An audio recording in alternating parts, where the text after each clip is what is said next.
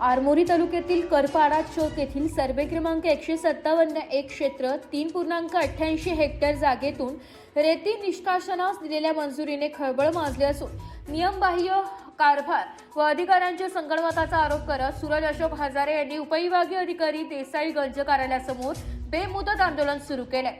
सूत्रांनी दिलेल्या माहितीनुसार सत्ताधारी पक्षाच्या बड्या मंत्र्यांच्या स्वीय सहायकाचा यात 50% वाटा असल्याचं कळतंय।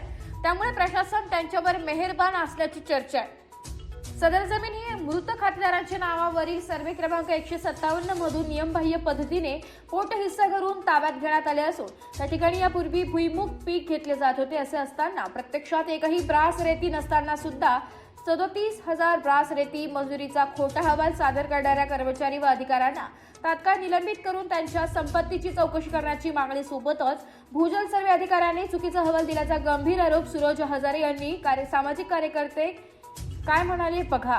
उपविभागीय अधिकारी कार्यालय देसाईगंज यांच्या अधीनस्थ असलेल्या आरमोरी तालुक्यातील करपाडा चक येथील सर्वे क्रमांक 157 याच्यातील क्षेत्र 5.88 हेक्टर आर मधील त्या सर्वे क्रमांकातील सहखातेधारक हे मृत असताना सुद्धा त्यांचा पोट हिस्सा करून म्हणजे मृतधारक असताना पोट हिस्सा करण्यात आला। त्यानंतर सदर क्षेत्रात संपूर्ण क्षेत्रात रब्बी भुईमुग या पिकाचे उत्पादन घेत असताना त्या क्षेत्रातून पीक न घेता येत असल्यामुळे रेती उत्खननाची परवानगी चुकीच्या पद्धतीचा अहवाल कृषी अधिकाऱ्यामार्फत देण्यात आला। तसेच भूमी अभिलेख मार्फत सुद्धा चुकीच्या पद्धतीने त्याच्यावर कारवाई करण्यात आली।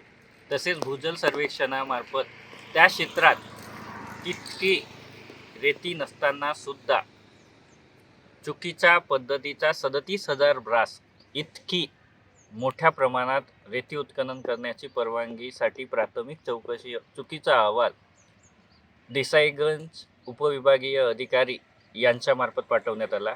यामध्ये चौकशी करण्यात आली, परंतु ती चौकशी थातूरमातूर चौकशी करून त्या चौकशीतील तक्रारकर्त्याला कुठल्याही प्रकारची माहिती किंवा त्याचे लेखी बयान न घेता परस्पर त्या तक्रारीचा निराकरण करून प्राथमिक चौकशी अहवाल जिल्हाधिकारी कार्यालयाकडे पाठवण्यात आल्याचा अंदाज आहे। तरी सुद्धा सदर करपाडा चक येथील उत्खनन बंद करून जे परवानगी आहे ती रद्द करण्यात यावी व तसे चुकीचा अहवाल सादर करणाऱ्या अधिकारी कर्मचारी यांची तात्काळ उचलबांगडी करून त्यांच्यावर शिस्तभंगाची कारवाई करण्यात यावी। मराठी न्यूज साठी विदर्भ संपादक जावेद अली सय्यद, गडचिरोली।